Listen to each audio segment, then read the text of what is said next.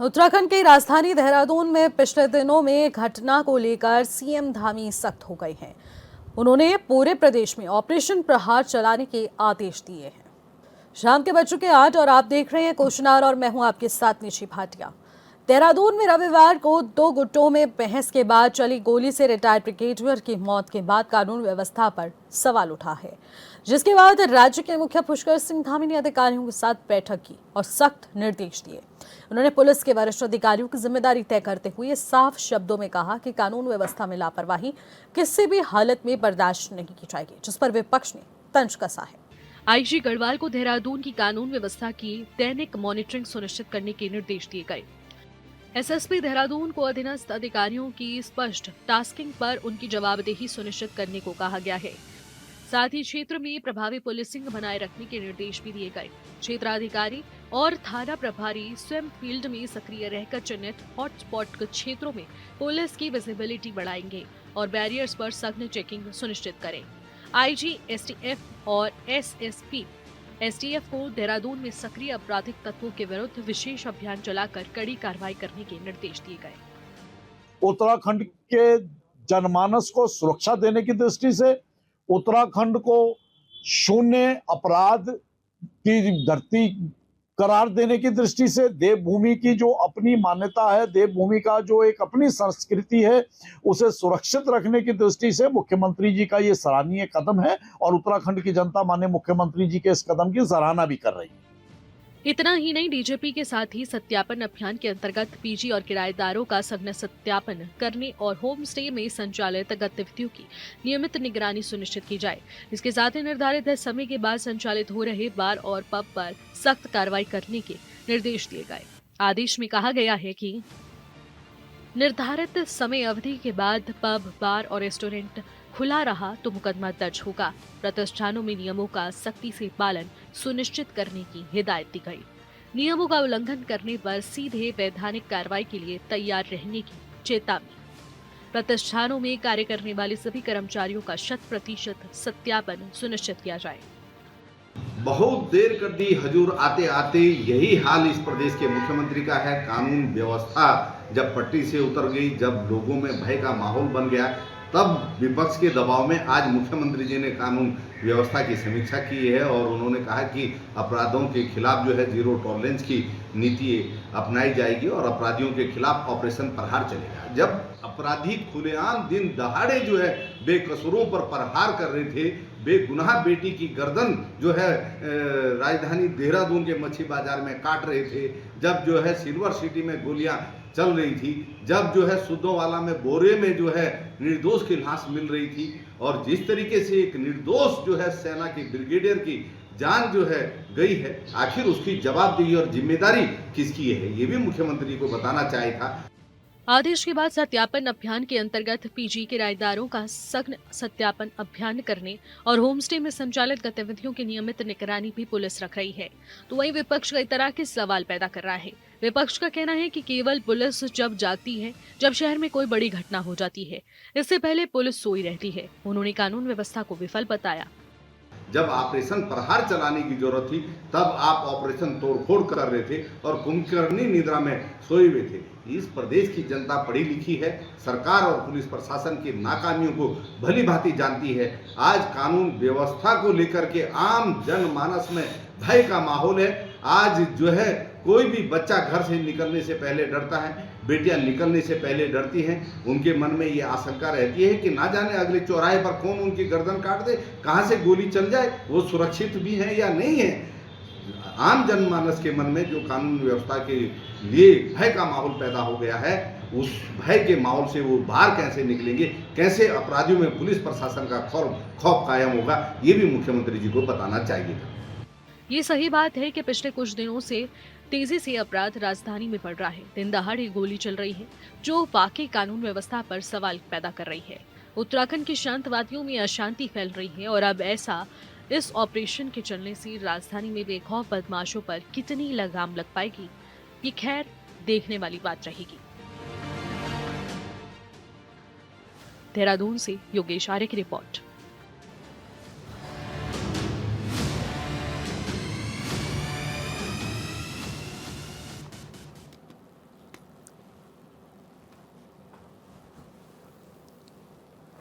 तो देवभूमि उत्तराखंड में अब ऑपरेशन प्रहार चलेगा। आपराधिक प्रवृत्ति के लोगों पर सख्त एक्शन होने वाला है। एफआईआर दर्ज की जाएगी और वैधानिक कार्रवाई की जाएगी। देखिए, ऑपरेशन प्रहार के जरिए बहुत सारे जिम्मेदार अधिकारी हैं जिनकी जिम्मेदारी को तय किया गया है। सीएम धामी ने पुलिस अधिकारियों के साथ एक बड़ी बैठक की। इस बैठक में देहरादून की घटनाओं के बाद एक्शन किस तरीके से लिया जाएगा, कैसे अब चेंजेस किए जा सकते हैं, उस पर ध्यान केंद्रित किया गया और इसी के चलते ऑपरेशन प्रहार नाम दिया गया है। सीएम धामी ने अधिकारियों को सख्त निर्देश दिए हैं कि अब आपराधिक प्रवृत्ति के लोगों पर सख्त से सख्त कार्रवाई की जाए। इसके अलावा निर्धारित समय के बाद संचालित बार और पब सख्ती से बंद हो जाएं। किसी भी कीमत पर कानून व्यवस्था से समझौता नहीं होगा। जो निर्धारित समय अवधि है उसी के हिसाब से रेस्टोरेंट, बार, क्लब्स ये सब संचालित होने चाहिए। लेकिन अगर कोई निर्धारित समय अवधि के खिलाफ जाकर लेट नाइट पब्स और क्लब्स को संचालित करता है तो उन पर एफआईआर दर्ज होगी, सीज करने तक की कार्रवाई की जाएगी। प्रतिष्ठानों में कार्य करने वाले कर्मचारियों का भी 100% सत्यापन होना चाहिए। आईजी गढ़वाल को कानून व्यवस्था की दैनिक मॉनिटरिंग के निर्देश जारी कर दिए गए हैं। तो आईजी गढ़वाल को कानून व्यवस्था की दैनिक मॉनिटरिंग के निर्देश जारी हुए। आईजी एसटीएफ और एसएसपी एसटीएफ को सक्रिय आपराधिक तत्वों पर कार्रवाई करने के आदेश दिए गए। तो क्षेत्र अधिकारी, थाना प्रभारी फील्ड में सक्रिय रहकर काम करें। सघन चेकिंग अभियान को जारी रखें। चिन्हित हॉटस्पॉट क्षेत्रों में पुलिस की विजिबिलिटी बढ़ाएं। और इसी के साथ सीएम धामी ने पुलिस अधिकारियों के साथ इस बैठक में इन तमाम विषयों को आगे रखा और जिम्मेदार अधिकारियों की जिम्मेदारियों को तय किया है और इन सभी एक्शंस को ऑपरेशन प्रहार का नाम दिया गया है। इस ऑपरेशन प्रहार के जरिए अब क्या कुछ एक्शन होने वाला है और इसके जरिए कैसे नकेल कसी जाएगी, क्या ये एसएसपी आईजी गढ़वाल अपनी अपनी जिम्मेदारियों को निभाने में कामयाब साबित होंगे या फिर इनके पद पर भी एक बड़ा सवाल उठ पाएगा। देखिए, बहुत सारे सवाल हैं क्योंकि पिछले एक महीने में कई ऐसी घटनाएं हो चुकी हैं जिसने उत्तराखंड वासियों की नींद उड़ा कर रख दी है, कानून व्यवस्था पर सवाल उठाती है, लॉ एंड ऑर्डर की धज्जियां उड़ा दी गई है। अब उसके बाद भी अगर सरकार नहीं जागी तो बड़ा सवाल था, लेकिन अब जाग गई है। ऑपरेशन प्रहार इस जागी हुई नींद का नाम रखा गया है, लेकिन इसके जरिए कैसे नकेल कसी जाएगी और कितना ज्यादा धरातल पर इसका असर देखने को मिलेगा, देखने वाला विषय रहेगा। और इसी के साथ आज हम चर्चा करेंगे इसी मुद्दे पर। हमारे साथ कुछ मेहमान जुड़ चुके हैं, सीधे आपकी मुलाकात कराऊंगी आज के हमारे खास पैनलिस्ट से। सबसे पहले हमारे साथ कमलेश रमन, भारतीय जनता पार्टी की प्रवक्ता, इस वक्त वर्चुअली जुड़ चुकी हैं। आशीष सैनी, वरिष्ठ नेता है कांग्रेस पार्टी के, वो हमारे साथ वर्चुअली जुड़ चुके हैं।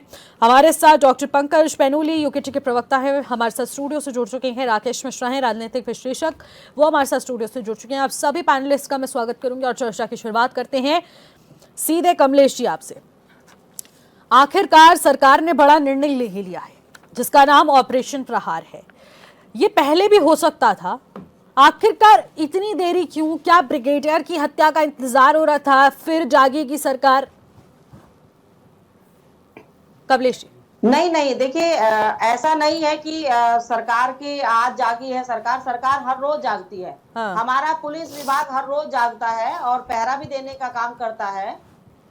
इस तरह की जब घटनाएं होती हैं तो जाहिर सी बात है कि आरोप भी लगते हैं और सरकार से जवाबदेही भी होती है और सरकार पूर्णतः इस चीज को देखती भी है और बड़ी सख्ताई के साथ में, क्योंकि हमारी पुलिस काम भी करती है और लगातार इस तरह की जो सघन चेकिंग होती है उसको करने का काम करती है। हमारी जितनी भी उत्तराखंड की जो हमारी सीमाएं हैं, जो चेक पोस्ट हैं, उनके ऊपर उनको चेक भी करने का काम करते हैं। लेकिन देखिए, कुछ इस तरह के जो लोग होते हैं जिनकी मानसिक का संतुलन उनका खराब रहता है, तो वो इस तरह की घटनाओं को अंजाम देने का काम करते हैं। और ऐसी घटनाओं पर वाकई देखिए, इसमें शब्द नहीं है हमारे पास। जो हमारे ब्रिगेडियर साहब को जो वहां पर गोली लगी 2 लोगों की तकरार में, तो देखिए ये जो तकरार उनकी थी और उसमें हमारे ब्रिगेडियर साहब की इस तरीके से जान गई, ये दुखद है और हमें भी बहुत दुख है। माननीय मुख्यमंत्री जी भी वहां पर गए, उनके आवास पर उनके परिवारजनों से मिले हैं और इसीलिए उन्होंने इसका नाम भी यही दिया है कि ऑपरेशन प्रहार। जो हम इस तरह के लोग होते हैं उन लोगों के ऊपर सख्ताई से, मुझे लगता है कि कानून का डंडा चलना चाहिए और चलता भी है लगातार। और इसीलिए सरकार ने लेकिन कमलेश जी, मुझे एक बात बताइए, आप कह रही हैं कि चेक पोस्ट पर लगातार चेकिंग होती है, आज नहीं जागी है सरकार, पहले से जागी हुई थी, तो आखिरकार लेट नाइट क्लब्स और ये पब्स आखिरकार क्यों खुले रहते हैं?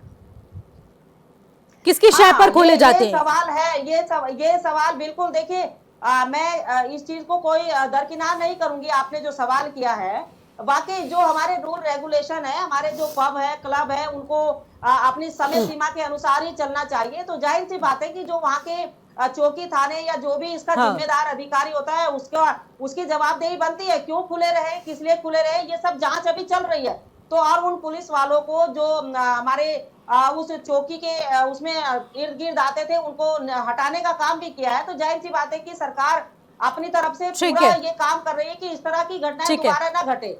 ठीक है अभी कमलेश जी। आपने देखा होगा कि हमने काल नेमी भी चलाया, इसीलिए चलाया कि जब सघन चेकिंग होगी और ये काल नेमी के तहत ऐसे लोग जो गलत तरीके से हमारे प्रदेश के अंदर हमारी आबो हवा शांति को खराब करने का काम करते हैं, तो हम उनको कैसे सख्ताई से यहाँ से बाहर निकालने का काम करें, यहाँ से उन ठीक पे है। सख्ताई से डंडा समझ चलने का गए। काम हो। हाँ। तो पुलिस को अब अपनी मित्र 10 सेकंड दीजिएगा, पुलिस को अपनी मित्र की भूमिका हटा करके अब वाकई वो डंडा चलाना पड़ेगा। और असलियत जो पुलिस है, क्योंकि पुलिस चाहती है तो बहुत कुछ कर देती है और करती भी है। हमारी पुलिस जब अच्छा काम करती है तो हम उसकी सराहना भी करते हैं, और जब ऐसी घटनाएं घटती है तो जाहिर सी बात है कि सवाल भी उन पर ही उठता है।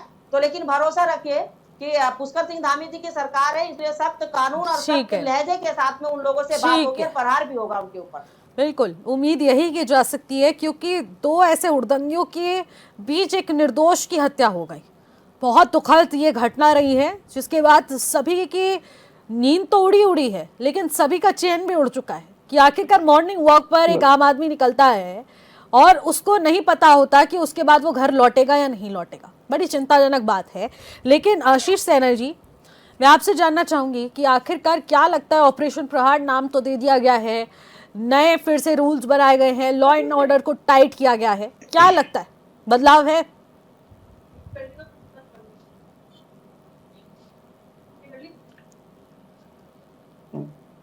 ये सवाल मुझसे? जी आपसे ही है।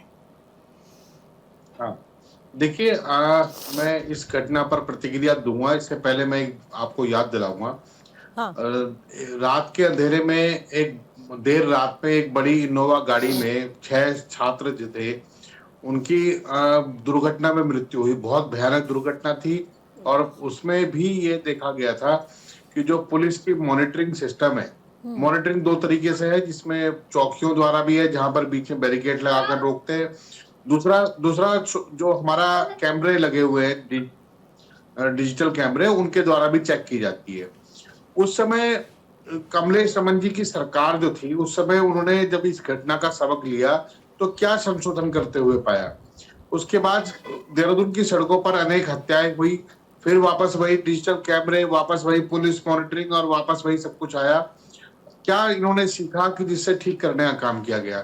देहरादून के अंदर 2 तरह के अपराधी सामने आए हैं। कुछ लोग जो नशा करके रखते हैं, नशे के कारण उनकी गाड़ियां एक चलता फिरता बम बनने का काम कर रही है, और कुछ लोगों के नशा उनके दिमाग में चढ़ गया है। एक और घटना का जिक्र करूंगा कि राज्य के मुख्य सचिव, उनका बेटा अपनी गाड़ी में जा रहा था, इन्हीं की पार्टी के पूर्व विधायक के बेटे ने उसके साथ मारपीट करी, रोड रेज की घटना हुई। मुझे बताइए कि उसके बाद क्या सबक लिया गया? देहरादून की सड़कों पर सैकड़ों गाड़ियां काले शीशों के साथ घूम रही है, तेज म्यूजिक के साथ। साफ दिखाई देता है कि ये लोग कहीं ना कहीं सामाजिक व्यक्ति नहीं है, असामाजिक तत्व है। उन पर नियंत्रण करने के लिए यदि पुलिस कोई कार्रवाई करती है तो सरकार के अनेक कार्यालयों से फोन आ जाते हैं कि इनको बचाने का काम किया जाए। और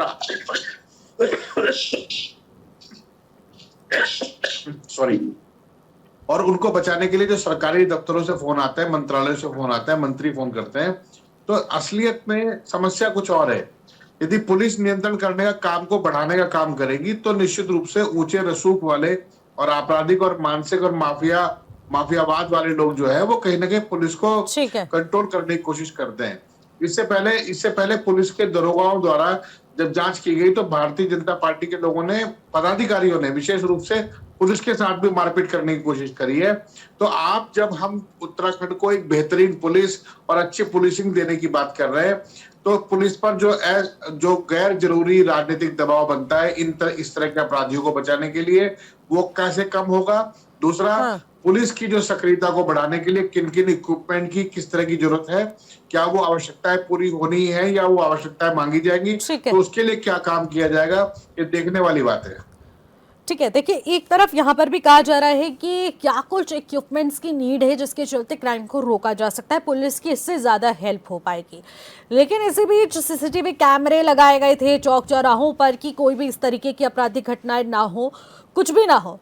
लेकिन आज वो सिर्फ और सिर्फ एक एविडेंस बनकर रह चुकी है कि घटना हो जाती है, उसके बाद उस सीसीटीवी फुटेज को देखा जाता है, वो वायरल होती है सोशल मीडिया पर, उसको देखा जाता है कि आखिरकार कैसे वो घटना घटी, लेकिन उसकी मॉनिटरिंग नहीं हो पा रही है, जो कि एक अपने आप में बड़ा विषय बन चुका है कि अगर चौक चौराहों पर वो कैमरे लगे हैं तो उसकी मॉनिटरिंग अगर नियमित रूप से की जाए तो इन घटनाओं को रोका जा सकता है। वहां की चौकी प्रभारी, वहां पे चेक पोस्ट जो लगाए गए हैं उनको तुरंत सूचित किया जा सकता है, इन लोगों को पकड़ा जाए। लेकिन उसके बावजूद भी इस तरीके के कार्य नहीं किए जा रहे, यानी कि मॉनिटरिंग की कमी है।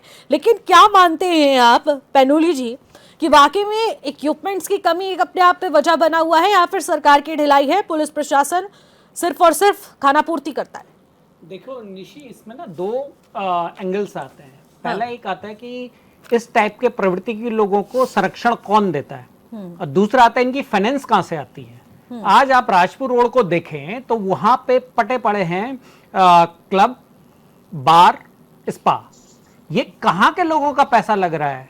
कौन कौन से पश्चिमी उत्तर प्रदेश के अपराधियों का पैसा लग रहा है? कौन कौन उत्तराखंड के सफेद पोस्ट इन्हें पालने का काम कर रहे हैं? अभी आशीष जी ने एक घटना का जिक्र करा जो ओएनजीसी चौक पे 6 बच्चे मर गए थे स्कॉर्पियो गाड़ी के साथ। वहां पे उस दिन भी सरकार ने ये बोला कि हम मॉनिटरिंग करेंगे, नाइट क्लब्स को देखेंगे, ये होगा वो होगा। उसके बाद वो 4-5 दिन वो एक्साइटमेंट की एक्सरसाइज और उसके बाद खत्म। दूसरा, नशा एक बहुत बड़ा कारण है जो देहरादून में आपराधिक घटनाएं बढ़ रही हैं। माननीय मुख्यमंत्री जी ने 2025 तक उत्तराखंड को नशा मुक्त करने की बात करी थी, अभियान चलाया था, बहुत बड़ा इवेंट करा था, एक स्टेज से घोषणा करी थी। कहां है मुख्यमंत्री जी का वो फिर? तीसरा, पुलिसिंग इज की of security point of view. लेकिन पुलिसिंग में क्या होता है, वीवीआईपी के घरों के बाहर तो आपको पुलिस मिल जाएगी, लेकिन अगर आपका कैमरामैन के साथ अगर आप 11 बजे चौक चौराहों पे जाएंगे तो मेन चौक पे पुलिसकर्मी नहीं मिलता है। हाँ। क्यों? ये सबसे बड़ा सवाल है अभी तक देहरादून में। दूसरा, स्मार्ट सिटी भाजपा बहुत बोलती है, कहां गए वो integrated cameras, high level security के कैमरा कहां है? कौन उनकी मॉनिटरिंग कर रहा है? चालान काटने को तो आपने लगा दिए, चालान उनसे आते हैं, सरकार के चालान आते हैं, लेकिन कौन सी आपराधिक घटना को आप रोक पाए? चाहे वो आपका तिब्बती मार्केट का मर्डर हो, चाहे वो आपका पलटन बाजार में वो मर्डर हो, चाहे आपका सिल्वर सिटी का मर्डर हो, ये सारी जो है बिना सरकार की मिलीभगत के, बिना पुलिस के मिलीभगत के, बिना किसी संरक्षण के देहरादून के अंदर ऐसे अपराध नहीं हो सकते हैं। धामी जी अपने को धाकड़ बोलते हैं, लेकिन देहरादून की सुरक्षा व्यवस्था को अगर हम देखें तो फेलियर है, धड़ाम धामी है। आप अभी घटनाएं देखेंगे तो 10-12 घटनाएं आपको रिसेंट की मिल जाएंगी जिसके अंदर कहीं ना कहीं सरकार इन्वॉल्व है। जो सिल्वर सिटी वाला मर्डर है, एक हिस्ट्री सीटर झारखंड से आता है और उसे यहां प्लांट मिल जाते हैं। कौन सी ये आपका पुलिस वेरिफिकेशन है? आप किसी को अगर क्रेशर का लाइसेंस देते हैं तो उसके पीछे उसकी बैकग्राउंड चेक करते हैं। कैसे उस हिस्ट्री सीटर को यहाँ पे लाइसेंस मिल गया? कौन फल फूल रहा है इनको? कौन इनको संरक्षण दे रहा है? बिल्कुल। उससे भी बड़ी बात, आपकी एलआईयू कहां थी? अगर देहरादून के पब रात को 3-3, 4-4 बजे तक चलते हैं, वेयर इज एलआईयू? और कौन कौन से पुलिस अफसर हैं जो इनसे हफ्ता मांगते हैं? हाँ। कौन कौन से पुलिस ऑफिसर हैं जो वहां से पैसा लेते हैं? कौन कौन से वो मंत्री और नेता हैं जो इनको संरक्षण देते हैं? आज देहरादून को इन्होंने चलता फिरता बॉम्ब बना दिया है। देहरादून को जो एक रिटायर्ड सिटी और एक सेफ सिटी का तमगा था, आज ये रेप कैपिटल और मर्डर कैपिटल बन चुका है यहाँ पे देहरादून के अंदर। कौन कौन वो लोग हैं, उन सफेद पोस्टों की भी जांच हो। और ये एंगल केवल security point of view murder का नहीं, ईडी भी इसमें शामिल हो कि किन किन लोगों के पैसे यहाँ पे लगे हैं, कौन कौन से मंत्री इनको संरक्षण देते हैं और किन किन थानों में उनके पैसे जाते हैं। बिना पुलिस के मिलीभगत के ये चीज नहीं हो सकती है। इसके लिए पॉलिटिकल बैकिंग और पुलिस की मिलीभगत बहुत जरूरी है। अभी एक पीछे एक एसआई थे जो 2 रुपए के खुद गाड़ी चलाते हुए दिखे, इस टाइप के तो पुलिस है। तो ये सारी चीजों पे not only security point of view, not only background checking, but ED को भी इसमें इन्वॉल्व होना चाहिए कि किस किसका पैसा लगा है। और यहां सत्यापन की बात कर रहे हैं सरकार, भैया हर बार पुलिस का रेगुलर काम है किराएदारों का सत्यापन करना। जब चालान काटना होता तो मकान मालिक के ऊपर चढ़ के आप चालान काटते हो, क्यों नहीं वो एक्साइज 12 महीने होती है, क्यों वो सीजनल होती है, क्यों वो केवल आपके टारगेट को पूरे करने के लिए होती है। सरकार इस पे उसमें नाकाम है, धड़ाम धामी है, धाकड़ नहीं है, धुरंधर नहीं है। और कई हद तक धुरंधर का कुछ मिलता जुलता है कि एक यहां पे दिल्ली से बिठाया है और वहां का यहां का जितना भी माफियाओं का पैसा है, जितना भी पश्चिमी उत्तर प्रदेश और देश के विभिन्न लोग जहां पे हिस्ट्री सीटर हैं, वो यहां आके पैसा जमा करते हैं और पैसा जमा करके उसका एक हिस्सा सरकार को देते हैं।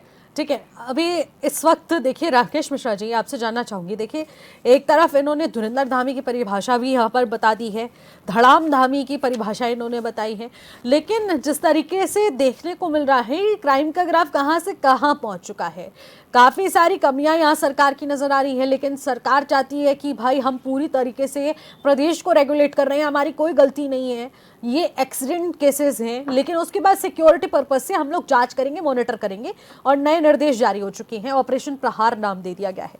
तो क्या लगता है जिस तरीके से पैनुली जी बोल रहे हैं मिली भगत के बिना कुछ भी नहीं हो सकता, क्या यही संभव है? देखिए, बहुत हद तक तो सत्य को सत्य की तरह ही कहना पड़ेगा। हाँ। अभी मैं अपना वाकया बताऊं, मैं मैक्स में मेरी माताजी एडमिट थी, मैं वहाँ से और आपके स्टूडियो तक आ रहा था। हाँ। 4 गाड़ियाँ, कम से कम 4 गाड़ियाँ मैक्स हॉस्पिटल से और आपके इसके बीच में 4 गाड़ियाँ ओवरटेक कर रही हैं, और इतनी स्पीड में ओवरटेक इस भरे हुए खचाखच भरे शहर में कर रही हैं, तो इसका मतलब उनके भीतर से भय खत्म हो चुका है। अब भय 2 ही स्थिति में खत्म होता है, या तो उसका बैकअप बहुत अच्छा है या वो क्रिमिनल माइंडेड है। आप बताइए, इस शहर में किसी भी गली में चले जाओ आप, कुछ आपको नौजवान ऐसे मिलेंगे जिनकी बाइकों के साइलेंसर में आवाज इतनी तेज है कि आप वैसे ही गिर जाओगे। कितनी गाड़ियां सीज हुई और किसने परमिशन दी ऐसे इस शांत शहर में ऐसी गाड़ियां चलवाने के लिए? किसने परमिशन दी कि आप ब्लैक शीशे की कम से कम 30% गाड़ियां आपके शहर में घूम रही हैं? किसने परमिशन दी? उत्तराखंड सरकार भी लिखा है उनके पीछे बहुत तो गाड़ियों के। ये इन चीजों पे आप मैं अपना एक छोटा सा उदाहरण बताता हूं। एक बार आज से कुछ समय पहले मैं चंडीगढ़ गया था, लगभग 10 साल पहले, और चंडीगढ़ के रूट पे मैं हेलमेट पहन के गाड़ी नहीं चलाई, और चंडीगढ़ का नंबर की गाड़ी थी, स्कूटर था मेरे पास, और नहीं चलाई। इस चौराहे से मैं वो चौराहा नहीं क्रॉस कर पाया, उसने मेरी गाड़ी एक किनारे साइड में खड़ी करवा दी कि भाई साहब घर जाइए, हेलमेट ले आइएगा, उसके बाद गाड़ी ले जाइएगा, और 2700 का चालान काटा एक छोटे से स्कूटर का। मुझे भी अकल आ गई और जिसने मुझे स्कूटर मंगनी दिया था उसे भी अकल आ गई। हमारे यहां सिस्टम नहीं बन पा रहा है, सिस्टम ब्रेक हो रहा है बार बार। पुलिस की नहीं कह सकते कि पुलिस की इच्छा शक्ति में कमी है। योगी जी ने इच्छा शक्ति दिखाई और पुलिस ने एक्टिव करके दिया, सारे माफिया भाग गए। अब किन पहाड़ों में किन कंदराओं में छुपे हैं ये नहीं जानता मैं, लेकिन पुलिस को इतनी फ्री हैंड देना चाहिए कि ऐसी गाड़ियां आपको तो चौराहा, मान लिया आपके दिलाराम चौक से कोई ओवरटेक कर रहा है तो अगला जो ग्रेट वैल्यू चौराहा है वहां पे उस गाड़ी को किनारे साइड में खड़ी करवा लेना चाहिए। इसका मतलब हमारे सिस्टम में कहीं ना कहीं कोई दिक्कत चल रही है या इग्नोर किया जा रहा है, और मूल कारण भी यही है। जितने भी एक्सीडेंट्स हो रहे हैं, जितने भी ऐसी घटनाएं घट रही हैं, वो या तो ओवरटेकिंग की घटनाएं हैं या रात्रि में नशे का, जिसका हम लोग पुरजोर विरोध करते हैं। ठीक है। नशा और बिल्कुल खोजना चाहिए, जैसे भैया ने कहा, पैनुली जी ने, कि बिल्कुल खोजना चाहिए कि अगर आपसे एक अपराध हो गया ना तो आपकी पूरी जन्म कुंडली निकलवा लो। कहां से बैकअप है? सही बात है। देखिए ये बहुत शांत शहर था, हमारे बाप दादा इसी शहर में बिना किसी उसके पूरी जिंदगी काट दिए। और वो इसलिए देहरादून हम लोगों को पसंद था क्योंकि यहाँ पे आपकी बहन, आपकी बेटी, आप और आप स्वयं 8 बजे तो यहाँ लोग सो जाते थे। बिल्कुल, यही तो एक विषय बन चुका है। लेकिन उसके बावजूद भी इस शांत आबो हवा में ये हुड़दंग जो मच रहा है उसने लोगों की नींद उड़ा दी है। बस सभी को चिंता सताती है कि हम बाहर निकलेंगे लेकिन सुरक्षित घर पहुंचेंगे या नहीं पहुंचेंगे। इसके पीछे कहीं ना कहीं सरकार जरूर जिम्मेदार है। एक अभियान की शुरुआत करती गई है जिसके चलते अब नई जिम्मेदारियां सौंपी गई हैं और नए सिरे से लॉ एंड ऑर्डर को सख्त करने की हिदायत दी गई है। लेकिन इसके जरिए क्या बदलाव देखने को मिलेगा या फिर नहीं, अपने आप में बड़ा सवाल बना हुआ है, जिसको लेकर हम लोग चर्चा कर रहे हैं। हमारे साथ तमाम पैनलिस्ट बने हुए हैं। ब्रेक से पहले हम लोग राकेश मिश्रा जी से बातचीत कर रहे थे और उन्हीं से ही हम चर्चा को जारी रखेंगे। राकेश मिश्रा जी, मेरा सवाल आपसे जो था, क्योंकि एक तरफ तो उत्तराखंड सरकार जो तमाम दावे कर रही है और उसी बीच जब इस तरीके की घटनाएं निकलकर सामने आती हैं तो आखिरकार जिम्मेदार किसे ठहराया जाए? क्योंकि सरकार तो कहती है कि हम लॉ एंड ऑर्डर को सख्त कर रहे हैं, हमारा जो काम है हम वो कर रहे हैं, लेकिन ऐसी मानसिकता वाले लोग कहीं ना कहीं सरकार की छवि को धूमिल कर रहे हैं। लेकिन जिम्मेदार कौन? कुछ चीज़ों पे तो सरकार जिम्मेदार है और कुछ चीज़ों पे यहाँ के लोग भी जिम्मेदार हैं। हाँ। हम लोग रात में जब निकलते हैं तो 90% से ज़्यादा वो स्थिति सामने आती है कि बाहर से जो लोग आए हैं अपनी गाड़ियों से वो ओवर रोडिंग करके जा रहे हैं, हम कंप्लेंट नहीं कर रहे हैं। अगर हम कंप्लेंट भी करते हैं तो उसकी सुनवाई नहीं होती। कई वीडियोस मैं अपने फ़ोन से भेज सकता हूं कि मैंने खुद वीडियो बनाया है ओवर राइडिंग करते हुए, और जब मैंने यहाँ के सिस्टम को भेजा है तो उस पर कोई एक्शन नहीं हुआ। कई गाड़ियाँ तो ऐसे पीछे से बैक करके चले गए। अब दूसरी बात, इसमें परेशान कौन हो रही है? वो शरीफ जनता जो हर चौराहे पे खड़ी होकर अपनी डिग्गी खोल रही है। क्या यहाँ की पुलिस को इतनी भी पहचान नहीं कि हमारा नागरिक है, हमारे घर रहता है? एग्जैक्टली। अभी आप यहाँ से स्टूडियो से निकलेंगे, रिस्पना पे आपकी गाड़ी 15 मिनट 20 मिनट के बाद आप चौराहा क्रॉस कर पाएंगे। क्यों? ठीक चौराहे पे वो जांच कर रहे हैं। और सारी गाड़ियों की, कई बार तो यहाँ के कई स्टाफ भी हमारे साथ गए। ये जो जनता को परेशानी होती है, तो क्या इन पूरे पुलिसिंग सिस्टम के पास ये भी सिस्टम नहीं है कि हमारे लोग कौन है और बाहर से कौन आया है? जिस चौराहे पे चाहेंगे उस चौराहे पे खड़े होकर ये चेकिंग करने लगेंगे। कोई तो एंट्रेंस पॉइंट होगा कि घंटा घर से जो रेस कोर्स जा रहा है वो भी अपराधियों की श्रेणी में आ गया। दूसरी बात, जो प्रक्रिया कंटिन्यू चलनी चाहिए। आपके घर किराएदार आता है, हर मकान मालिक ये मांगता है क्योंकि 10,000 का चालान है, पुलिस केवल चालान करने आती है, वो केवल चालान करने आती है, उसको सुरक्षा से कोई लेना देना नहीं। दूसरी बात कि जो भी पूरा सिस्टम इन्होंने बनाया है, मैं दावे से कहता हूं और कमलेश जी भी इस बात को तस्दीक करेंगे, 40 से 50% पुलिस वाले रात में खुद नशे में मिलते हैं। बिल्कुल।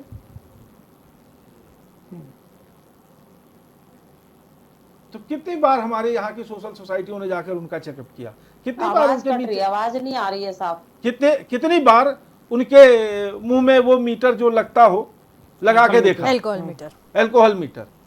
तो ये भी जरूरी है कि जो हमारे रक्षक हैं, जो हमारे हमको देखने वाले, हमको चलाने वाले हैं, कहीं वो तो नशे में नहीं है। और इन सब के पीछे जो परेशान होती है वो है जनता। आज एक्सीडेंट होता है, वो अपराधी निकला, भाई उसके जो परसों घटना हुई, ब्रिगेडियर साहब की हत्या हुई, रात में उसने अपने पब में से उन बच्चों को भगाया है, उसने नहीं दिया। असला पुलिस के हिसाब से तो असला भी प्रोवाइड करवाया है, और उसी पे अपराधी वो उसको गोली मारने के लिए या उसको दंड देने के लिए उन बच्चों ने ये सुबह का मूवमेंट खड़ा किया है। तो पहली बात, जब 10 बजे के बाद हम अपने घर की पार्टी नहीं कर सकते। कई बार ऐसा हुआ है कि यहाँ की लोकल पुलिस, कई बार आपके घर कोई फंक्शन हो रहा है, वहां आके बाइक खड़ा, ये सिर्फ शरीफों को परेशान करते हैं, जहां इनका बस चलता है। ठीक है, वहां तो ब्यूरोक्रेसी और नेतागिरी और अपराधियों का गठजोड़ है ना, वहां पूरी की पूरी। यार अब मेरी गली में चले जाओ, आप गाड़ी नहीं निकाल सकते रात में। चारों तरफ से लोग लगाए गाड़ियां, कोई गाड़ी काट रहा है, कोई गाड़ी टायर रख रहा है, कोई कुछ कर रहा है। क्या लाइन ऑर्डर है जी? ठीक है, कमलेश जी आपके पास आती हूँ और आपसे जवाब चाहूंगी कि आखिरकार देखिए, यहाँ पर सरकार पर मिलीभगत का आरोप लग रहा है कि बिना सरकार के संरक्षण के यहाँ पर कोई भी अपराधी फल फूल नहीं सकता है, और ये जाहिर सी बात है, ऐसा हो ही नहीं सकता है।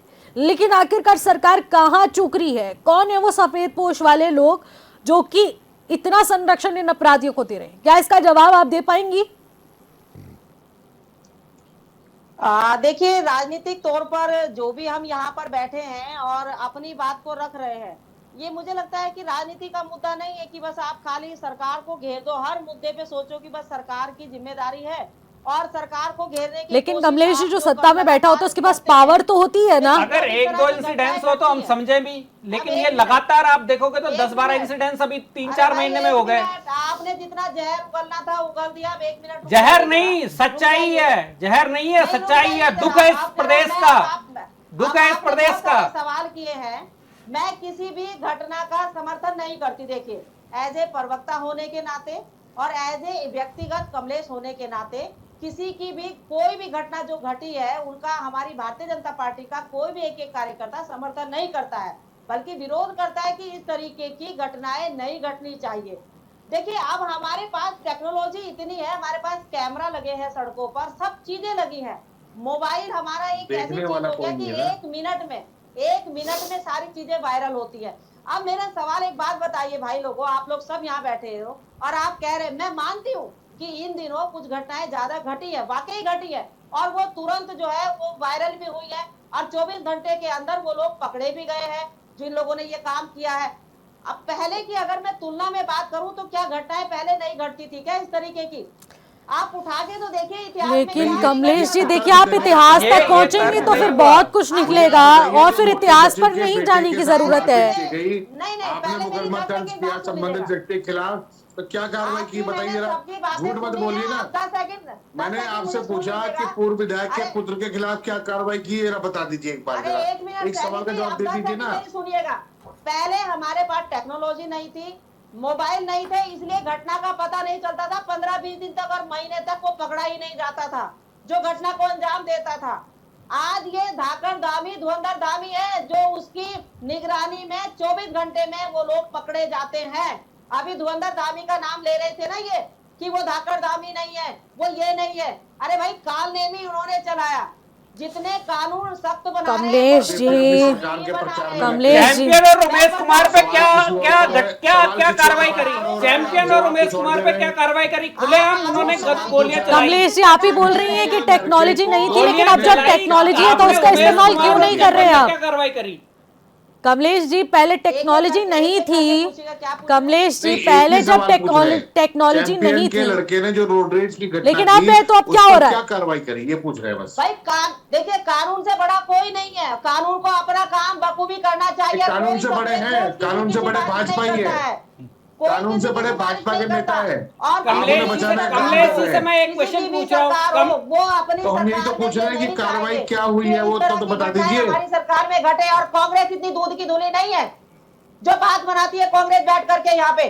कांग्रेस और भाजपा की तो बात नहीं हुई, ये तो आप कर रही है बात। चलिए, कांग्रेस और भाजपा की बात तो आपने की, सरकार में मर्डर नहीं हुए। आपने कांग्रेस और भाजपा की बात की, मैं आपसे पूछ रहा हूँ कि आपकी सरकार में जो काम नहीं हुआ है मैं उस पर पूछ रहा हूँ। ये कांग्रेस के लोग इधर बात को डाइवर्ट मत कीजिए ना। कोई भी घटना घटे, ये पानी पी पी कर बस पुष्कर सिंह धामी को कोसेंगे और सोचेंगे। लेकिन कमलेश जी, लेकिन कमलेश जी, उन्होंने दावा भी तो नहीं किया था ना। मुख्यमंत्री हरीश रावत थोड़ी है। संरक्षण दे रहे हैं ऐसे लोगों का, आपके निकम्मेपन की पोल खुल रही है।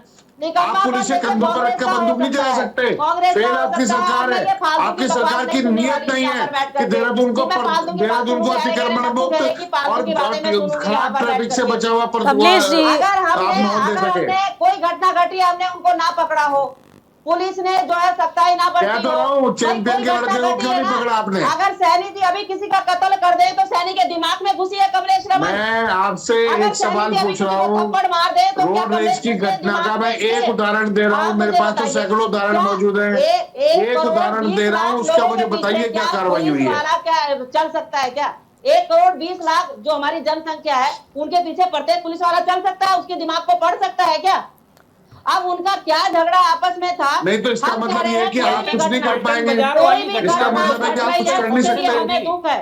ठीक है, और ठीक वो है। लोग पकड़े भी जा रहे हैं। लेकिन- और आगे लेकिन ऐसी कमलेश जी, घटनाएं अब जरा ना बढ़े, सुनिएगा। क्लब ना खुले, पब ना खुले, इसके लिए सख्ताई से निर्देश दिए गए हैं। कमलेश जी। और अगर पब खुलेगा अब समय के बाद, नहीं, अगर निर्देश जो में क्या समय दिया है सीमा दी आपने? है, बता देंगे तो कल, यही ठीक यही है, बता ठीक है, दीजिए। ठीक है, ठीक है, ठीक है। आपने चौकी क्या ठीक है। निर्देश दिए पुलिस पब वाले। के लिए? रुकिए जरा, रुकिए। नहीं, कमलेश जी, कमलेश कमलेश जी से मैं दीजिए। सवाल कर लेती हूँ, मैं भी सवाल कर लेती हूँ। अगर पब या रुक क्लब जाइए। खुलते हैं तो उसके आसपास के नहीं, जो कहाँ कमलेश पर जी है वो सुनिए, निलंबित पहले आप होगी? मेरा सवाल सुनिए। वो निलंबित आशीष जी रुक होगी। जाइए। कहाँ पे लिखा है आशीष जी निलंबित आपके होंगे? पास आती हूँ मैं, कहाँ रुक लिखा है जाइए। निलंबित होंगे? अरे आप अपनी फालतू की बकवास मत कीजिए, मुझे सुनने की हवाई जरूरत बातें नहीं मत है कीजिए इधर। ना। निलंबित होंगे, कहाँ निलंबित आशीष होंगे? जी रुक ये जाइए। राज्यपाल का आदेश है, आशीष जी रुक मुख्यमंत्री का जाइए, आदेश है। रुक कहाँ जाइए। पर है वो आदेश? मतलब की बात, आप कांग्रेस अपने के गोलगप्पे प्रवक्ता मत केवल बनाइए अपने यहाँ मतलब बैठकर। की बात सुनते हैं, गोलगप्पे अपने मत मतलब की बनाइए, बात ये सुनते हैं, गोलगप्पे बाकी हैं। उनको कुछ नहीं सुनना इन्हीं है। गोलगप्पों के क्या- कारण ही सब ट्रैफिक व्यवस्था भाई खराब हुई गोलगप्पे है। कांग्रेस देती है, आपने कांग्रेस हजारों खाएगी कैमरे होने गोलगप्पे, के देख तो बावजूद, रहे हैं। मॉनिटरिंग के मैं लिए इसी पर आ रही हूँ, आप मुझे सवाल लेने देंगे तभी तो मैं सवाल ले पाऊंगी ना। आशीष जी, तू मैं की राजनीति करके मुद्दे को दबाने की कोशिश मत कीजिए। आपसे जो सवाल मुद्दा है पूछा असल, है, उस पर उसका जवाब बातचीत दे करने दीजिए। दीजिए। यदि जवाब नहीं है तो आशीष आप जी हट रुक जाइए सामने से। जाइए, रुक जाइए, अरे रुक भाई, जाइए, सामने से सुन आप लीजिए, हटिए, कौन हो तुम? सुन क्या लीजिए। हो तुम जो आप हटिए सामने ना। बैठे हो? हटो। कमलेश जी, जवाब मेरा नहीं एक दे सकते। सिंपल सा सवाल आपको- आपसे आपको यही मुख्यमंत्री को है। छुई मुई मारने आशीष जी, चल रहे अगर हैं आप कि रुकेंगे मुख्यमंत्री नहीं पर सवाल पूछ तो लिया, ऐसे चर्चा आगे नहीं हो जाएगी, जाएगा मुझे यहाँ म्यूट पर। करवाना पड़ेगा आपको। नहीं, मुख्यमंत्री छुई मुई थोड़ी ना है। आशीष जी की आवाज डाउन कीजिए। मुझे एंकर की बात सुनिए, एंकर का सवाल देना, यही जनता के बकवास प्रति करते हैं हमारा आप। जवाब देंगे। यही बकवास करने के लिए कमलेश आप जी, बैठे हुए हैं। मेरे इस बकवास कमलेश जी का जवाब सवाल तो नहीं सुन आपके पास। लीजिए, यही रुक जाइए गिरी हुई आप। है बकवास। आशीष जी रुक जाइए। पहले कमलेश जी, मुझे आपसे ये जवाब लेना है कि इंटीग्रेटेड कैमरास के बावजूद भी इतनी ढिलाई क्यों? इसका मतलब आपके पास कहने और करने के लिए कुछ नहीं है। निकम्मेपन और नाकारापन में आपकी सरकार डूब चुकी है। और ये जो अहंकार फूट रहा है ना आपके अंदर, ये जो अहंकार फूट रहा है, किस चीज का अहंकार है? आप कांग्रेस की दलाल बनकर वहां गई है, आप गद्दार बनकर वहां बैठी है। आप कांग्रेस में रहने का जो काम है वो बेचने काम कर रही है। इसके अलावा क्या है भाजपा में आपकी हैसियत? आप अपनी बताइए ना। कांग्रेस की सिर्फ उठावल को बचाओ आप। अब कोई नहीं सुन रहा है आपकी बात। हम जवाब दे कोई नहीं देंगे सुन रहा जनता है, को। हम कोई नहीं जनता सुन को रहा है जवाब दे आपको। देंगे। कोई सुन ही नहीं रहा है, बोलते रहिए।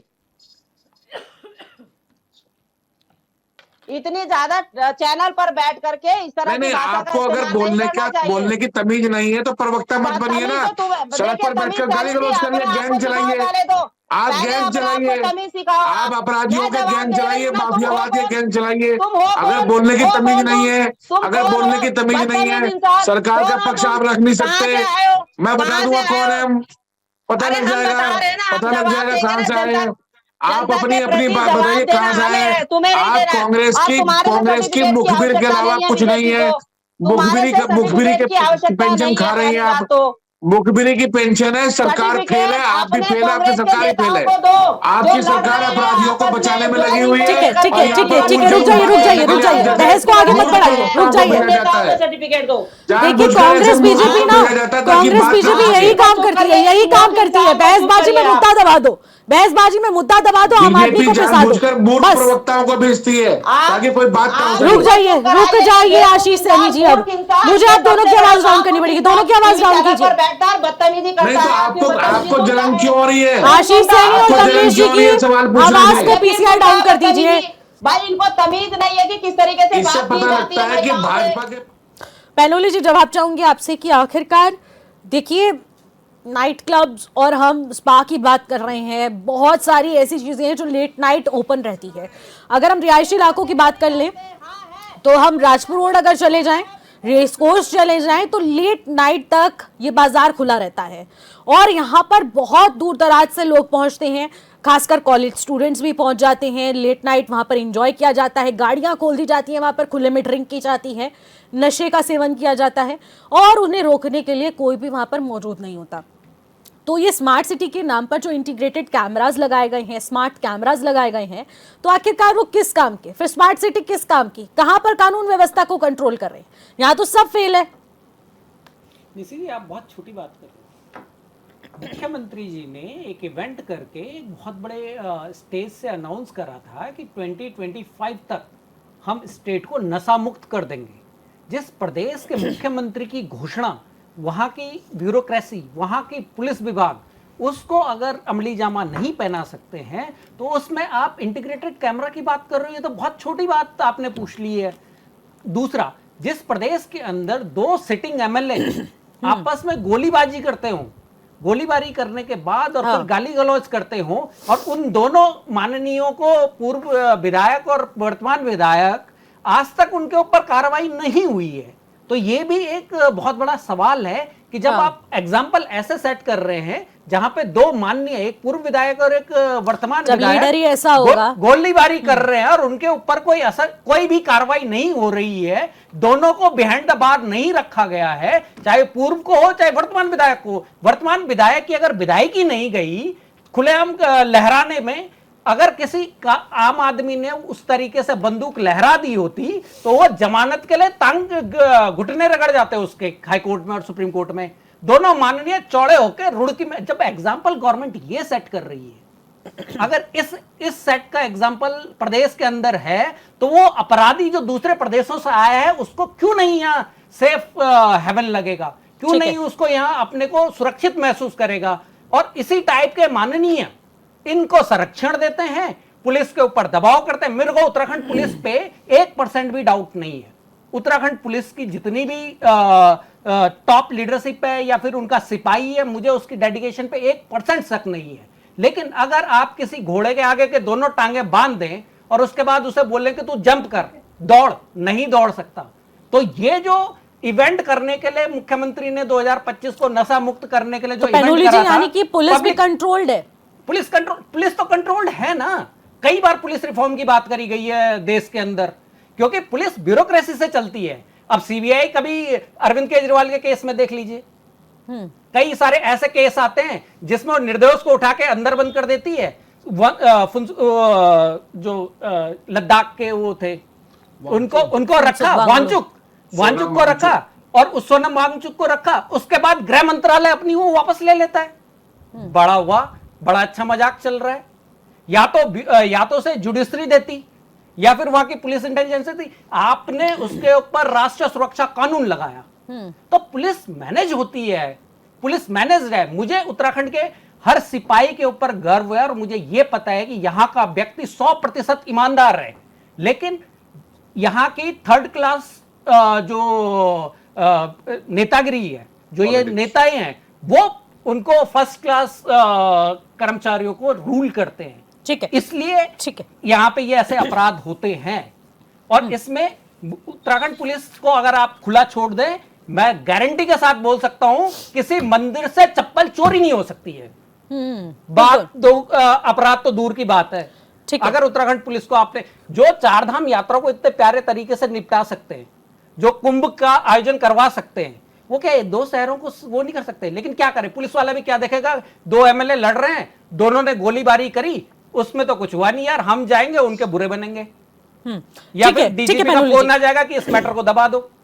ठीक है राकेश मिश्रा जी, जो काम पहले हो जाना चाहिए था वो अब हो रहा है, यानी कि ऑपरेशन प्रहार, जिसके तहत सारी तस्वीरों को बदला जा रहा है, फिर से नई जिम्मेदारियां दी जा रही हैं और एक बार फिर से मॉनिटरिंग के निर्देश दे दिए गए हैं। क्या ये नामकरण से समस्या का निवारण हो जाएगा, क्या लगता है?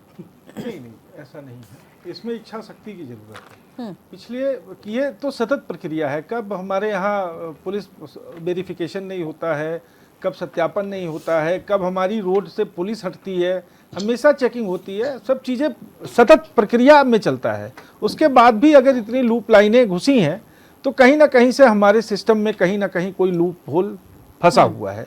अब आप उसे डेमोक्रेसियल समझ लीजिए, लोकतांत्रिक समझ लीजिए, आप उसे व्यवहारिक समझ लीजिए, कुछ भी समझ, कोई भी नाम दे दीजिए।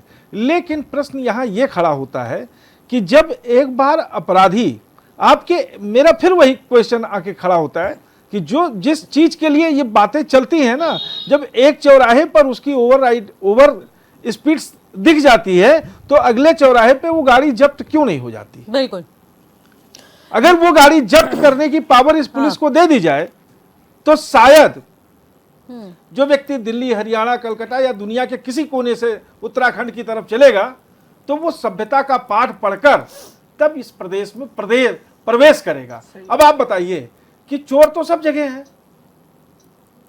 लेकिन जब आप दुबई जाते हो तो सड़क पे पड़ा हुआ सिक्का उठाते हो क्या?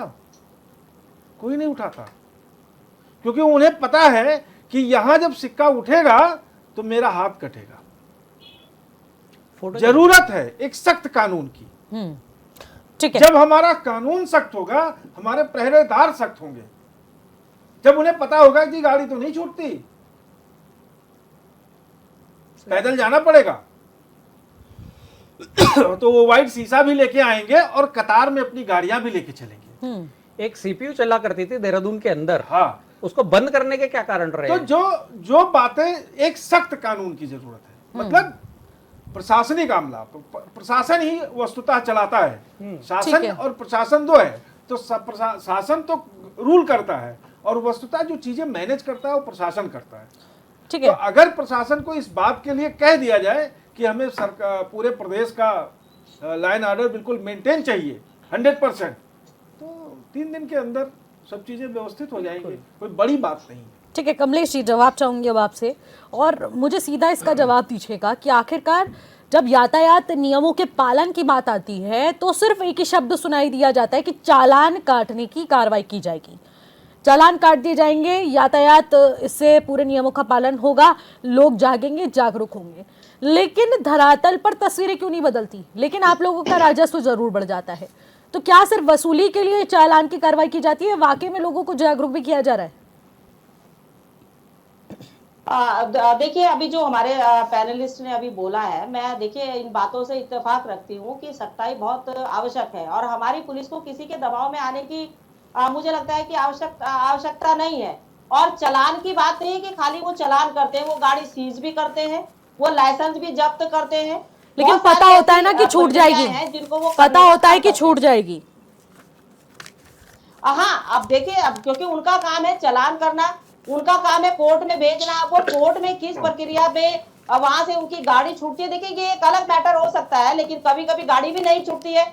पर इस तरह की घटनाएं दोबारा ना घटे, ये सरकार की कोशिश रहती है। और कोई भी सरकार हो, मैंने क्या कहा, कोई भी सरकार हो, कोई नहीं चाहेगा कि हमारे कार्यकाल में इस तरह की घटनाएं घटे या इस तरह की दुर्घटना घट के जो है लोगों की जान चली जाए। सत्यापन भी हम कर रहे हैं और लगातार घटनाएं, जो सख्त सत्यापन करने की हम बात करते हैं, जब भी हम सत्यापन करते हैं, देखिए वही बातें आती है ना कि जब हम किसी को पकड़ने जाते हैं तो किसी के ना किसी की सिफारिश की, भाई ये मेरा रिश्तेदार, ये वो, बहुत सारी चीजें हैं। हम सत्यापन करते हैं तो भाई इसका सत्यापन ना हो, उसका सत्यापन हो, तो इसलिए पुलिस जो यही मेरी बात को आगे बढ़ाने के लिए कमलेश रमन जी का धन्यवाद। मैं यही बोल रहा था जी, यही बात मैं बोल रहा था कि तो ब्यूरोक्रेसी हैंडल करती है पुलिस को, नेतागिरी है पुलिस के ऊपर, छोड़ दो नेतागिरी से। तो किसी का रिश्तेदार हो या किसी का खास क्यों ना हो, में तो आप कुछ भी क्यों इतना समझौता किया जाता है? आज पुलिस को आजाद कर दो। ठीक है, ठीक है कमलेश, राजनीति का फायदा उठाते हैं, ये बात अलग है, गलत है ना, पुलिस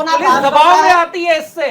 और कानून को करना भी चाहिए, किसी के दबाव में आने की आवश्यकता भी नहीं होनी चाहिए कानून को। ठीक है, आशीष सैनी जी से फाइनल कमेंट। ऐसा नहीं है कि जैसे भी हमारे भाई ने कहा कि उनके पैर बांधेंगे तो छलांग कैसे लगाएगा, हाँ बात सही है, अगर उनके पैर बांधेंगे छलांग कैसे लगाएगा। लेकिन उत्तराखंड पुलिस ने, माने पुष्कर सिंह धामी जी ने पूरी खुली छूट दी है कि जो अपराधी है, जो इस तरह की संलिप्तता में पाया जाता है, उसको छोड़ा नहीं जाएगा, बख्शा नहीं जाएगा। ठीक है कमलेश जी, समझ गई मैं। अब आशीष सैनी जी से जवाब अंजाम देने वाले, आशीष जी जवाब दीजिएगा, फाइनल कमेंट। जी, ये मुझसे सवाल पूछा है? जी जी जी जी, हाँ, देखिए मैंने 2-3 सवाल अलग अलग पूछे थे और ये पूछा था कि क्या कार्रवाई हुई है। कुछ घोषणाएं भाजपा प्रवक्ता अपनी तरफ से कर दे रहे हैं एक माहौल बनाने के लिए, लेकिन वो धरातल पर वो कहीं नहीं है। इन्होंने कहा कि हमने सख्त निर्देश दिए हैं, कहां पर है वो निर्देश, किस पुलिस अधिकारी के टेबल पर पहुंचे हैं? तो कोई सख्त निर्देश नहीं है, केवल हीला हवाली है। एक हत्याकांड हो गया, एक बड़े ब्रिगेडियर के को गोली मार दी गई रोड रेज में। इससे पहले की रोड रेज की घटनाओं में क्या कार्रवाई हुई है वही इसमें होगी, यानी घूम फिरकर 4-5 दिन बाद लोग भूल जाएंगे और बात खत्म हो जाएगी। मैंने तमाम कई घटनाओं का जिक्र करते हुए कहा कि उनकी आज की अपडेट क्या है, आज का फॉलोअप क्या है। इसका मतलब यह है कि हम बड़ी से बड़ी घटना को भी लेकर हमारी जो संजीदगी है, हमारा जो संवेदनशीलता है, वो शून्य होती जा रही है। हम लोग बार बार भाजपा अब कांग्रेस से कांग्रेस वो को इसमें सुनाई उलझे और हुए हैं दिखाई ना दे तो ये और गलती किसकी है? सही कांग्रेस स्थिति को है। ना सुनाई देता और ना भारतीय दिखाई जनता देता। पार्टी की सबसे बड़ी समस्या यही है, ठीक वो है। जवाब नहीं देती, वो कोई जवाब नहीं देंगे, केवल उलझाने की अब कोशिश कांग्रेस सुनना करेंगे, नहीं बहलाने चाहती, की और कांग्रेस फुसलाने के की कोशिश कान करेंगे। बहरे हो चुके हैं तो हम क्या और कर सकते बार हैं? ना बार वो सुनना ऐसे लोगों चाहती को है, ना वो ऐसे लोगों देखना को चाहती आप है। बीजेपी के लोगों को तो अब हम इन्हें क्या कह ट्रेनिंग मिल सकते हैं जाती कि है झूठ कांग्रेस बोलने जब की, सुनना नहीं चाहती तो इन्हें फिर बात ही बीजेपी खत्म वालों को हो ट्रेनिंग जाती, मिल लेकिन जाती है जनता सुन कमांडो से रही भी है। खतरनाक, कि झूठ बोलना है और बात को भटकाना ठीक है, ठीक है। यानी आज जो लोग सड़कों पर मर रहे हैं रोड रेज की घटना ठीक है। से, सरकार के मन में उनके ठीक है। प्रति शून्य संवेदनहीनता है। या ठीक तो है, ये माफी कहें चाहूंगी सैनिक आप लोगों की को कि इंटरप्ट अपनी कर रही हूँ, सरकार लेकिन में समय इनकी की कमी को कांग्रेस देखते हुए इस सरकार में चर्चा को एक यहीं भी पर घटना समाप्त नहीं करना घटी, तो पड़ेगा। मैं आज मान लूंगी। तो जरा देखो में बताएं, उत्तराखंड में अब ऑपरेशन प्रहार चलेगा। सभी पैनलिस्ट का बहुत बहुत शुक्रिया। और आपराधिक प्रवृत्ति के लोगों पर सख्त से सख्त कार्रवाई की जाएगी। अब इसके तहत ऑपरेशन प्रहार कितना कामयाब धरातल पर साबित होगा, क्या उत्तराखंड का क्राइम ग्राफ डाउन होगा और इससे प्रदेश की स्थिति बदलेगी, ये देखने वाला विषय रहेगा। फिलहाल मुझे दीजिएगा इजाजत, नमस्कार।